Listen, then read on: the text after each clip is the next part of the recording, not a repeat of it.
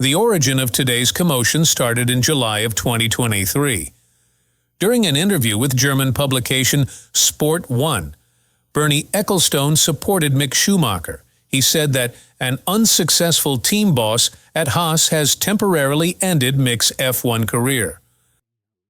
Ecclestone didn't hold back. He questioned the Haas team boss's credibility. He even referenced his rise to fame through bold and uncut remarks in a Hollywood-staged documentary. But Steiner fired back at Ecclestone. He seized that opportunity to dish out his own criticism. He said that when Ecclestone led Formula One, the sport was giving favors to the highest bidder. Small teams couldn't compete. He also praised current F1 boss Stefano Domenicali. He credited him with bringing the cost cap, which has helped smaller teams compete. Months passed, and we had thought the matter between the two had died down. But this cannot be further from the truth. The storm is very much still alive. With the Italian-American now out of a job, a perfect scenario for his old enemies to pounce has been created. On today's episode, Bernie has now questioned if Steiner had any talents at all. Towards the end, Ecclestone threw a hand grenade at Steiner and rubbished every achievement that the former boss has ever had. Hit the subscribe button to support the channel. Welcome to Front Lockout.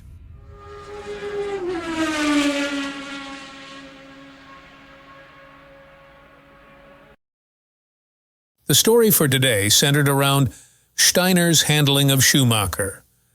With his dad not there to support him, the young man struggled with life on the grid. Steiner did a lot of good at Haas, but a lot of people still view the handling of Mick as a stain on his CV. It is widely argued in the paddock that rookies need 3 years to finally get a hang of the car. Supporters of this view include former AlphaTauri boss Frank Tost. He had given Yuki Tsunoda a contract for a 3rd year, and the Japanese has finally cemented his spot on the grid.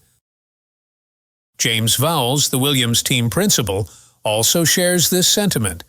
Even though Logan Sargent has had an underwhelming debut, Williams has nonetheless given him a new contract. The team had argued that 3 years is a good time frame before a driver should be assessed. However, people on the other side of the spectrum believe that sharks are born swimming. They argued that Oscar Piastri is a prime example that drivers can immediately start to get podiums. They also cited Lewis Hamilton and Max Verstappen as prime examples of such talents. Even though this set of people is equally right, it is worth noting that Oscar has had a lot of runs in Alpine before joining McLaren. The reason given by Gunther Steiner was a series of crashes costing an estimated $700,000. The Netflix Drive to Survive docuseries shed light on this. It showed how Schumacher's presence attracted German sponsors. This adds a layer to Ecclestone's claim. Bernie Ecclestone, a veteran in the F1 world, has a different take. He believes Haas was more interested in Mick's famous last name than in his actual performance on the track. Ecclestone told Bild, Mick got lost on the wrong team with the wrong people. At Haas, they took his name. They were never interested in how good or bad he was. On the other hand, Steiner, who was not retained beyond 2023, defended his decisions, stating that without his efforts in 2020, the team wouldn't be around. He also acknowledged the pressure Schumacher's last name brought, making it challenging to manage the team. It is worth noting that Ecclestone was not the only one who was unhappy with the sack of Mick. Back then, Toto Wolff had joined the conversation. He suggested that Steiner wouldn't have criticized the boy if his father had been there. He praised Mick's parents, saying, if Michael had accompanied his son during the 2 Haas years, Steiner would not have dared to treat Mick like that. In response to Wolff's comments, Steiner admitted that managing the team was hard. This was due to the constant spotlight on Schumacher. The pressure from the outside, fueled by Mick's famous last name, added an extra layer of difficulty. But here we are in January 2024. Gunther has lost his job and Ecclestone has come to deliver the fatal blow. In an interview with F1 Insider, Ecclestone threw a hand grenade at Steiner. He said, "There has never been a more unsuccessful team boss in Formula One who still became a superstar through a documentary." You might need to pause the video to digest that statement.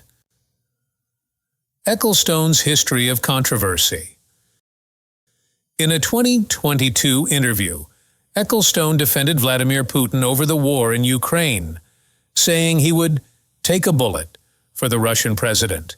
In the same interview, he demeaned the Ukrainian president by referring to him as a comedian. He defended Putin's, saying the killings of thousands of Ukrainians wasn't intentional. One country invaded another. It is very clever to be able to work that out, because that is exactly what happened. But it wasn't intentional to be a war. Around the pandemic, Ecclestone went full racist mode. In an interview on CNN, he said, "In lots of cases, black people are more racist than what white people are."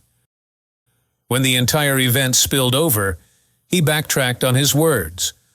But he still complained that it was not his fault that he was white.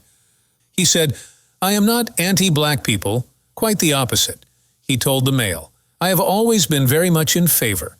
In fact, Lewis's dad wanted to go into business with me. He made some nice rowing machines. I would never even have considered it if I had been anti-black. If the project had been right, I would have done it." But Lewis Hamilton fired back and called him ignorant. However, Ecclestone had always had Hamilton in his crosshairs. He had blamed Hamilton for the team's poor run last year. Hamilton failed a bit, and Russell wasn't as good as he thought he was either. Still, they shouldn't have lost so dramatically.